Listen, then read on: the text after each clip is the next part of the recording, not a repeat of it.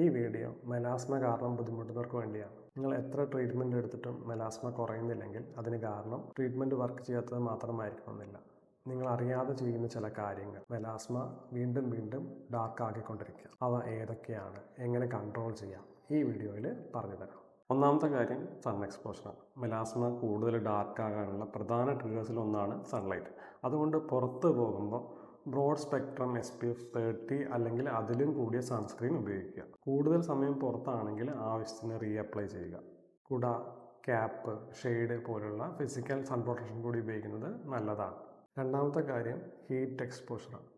അടുക്കളയിൽ അടുപ്പിന് മുന്നിൽ ദീർഘനേരം നിൽക്കുക, സ്റ്റീം, സോന പോലുള്ള എക്സസീവ് ഹീറ്റ് എക്സ്പോഷർ ചിലരിൽ മെലാസ്മ കൂടുതൽ വഷളാക്കാം. കുക്കിംഗ് ഒഴിവാക്കണമെന്നല്ല, മുഖത്തും ശരീരത്തും നേരിട്ട് പ്രൊലോങ്ഡ് ഹീറ്റ് കിട്ടുന്നത് കഴിയുന്നത്ര ഒഴിവാക്കുക. മൂന്നാമത്തെ കാര്യം സ്കിൻ ഇറിറ്റേഷൻ. കറുപ്പ് വേഗം മാറാൻ ദിവസവും സ്ക്രബ് ചെയ്യുക, നാരങ്ങാനീര് പുരട്ടുക, ശക്തമായ ഫേഷ്യൽസ് ഉപയോഗിക്കുക, പല ആക്റ്റീവ് പ്രോഡക്ട്സ് ഒരുമിച്ച് ഉപയോഗിക്കുക എന്നിവയൊക്കെ ഒഴിവാക്കുക. സ്കിന്നിൽ വീണ്ടും വീണ്ടും ബേണിങ്, റെഡ്നെസ്, പീലിംഗ് ഉണ്ടാകുന്നത് പിഗ്മെൻറ്റേഷൻ കൂടുതൽ ഡാർക്ക് ആക്കാം. നാലാമത്തെ കാര്യം ഹോർമോൺ ചേഞ്ചസ്. പ്രഗ്നൻസി സമയത്ത് മെലാസ്മ തുടങ്ങുകയോ കൂടുതൽ ഡാർക്ക് ആവുകയോ ചെയ്യാം. ചിലരിൽ ഹോർമോണൽ മെഡിസിൻസും മെലാസ്മയെ ഇൻഫ്ലുവൻസ് ചെയ്യാം. അങ്ങനെ ഒരു പാറ്റേൺ ഉണ്ടെങ്കിൽ മെഡിസിൻ സ്വയം നിർത്താതെ നിങ്ങളുടെ ഡോക്ടറിനോട് സംസാരിക്കുക. അഞ്ചാമത്തെ കാര്യം ട്രീറ്റ്മെൻറ്റ് വീണ്ടും വീണ്ടും മാറ്റുന്നത്. ഒരു ക്രീം കുറച്ച് ദിവസം, റിസൾട്ട് കണ്ടില്ലെങ്കിൽ മറ്റൊരു ക്രീം, പിന്നീട് മറ്റൊരു സീറം.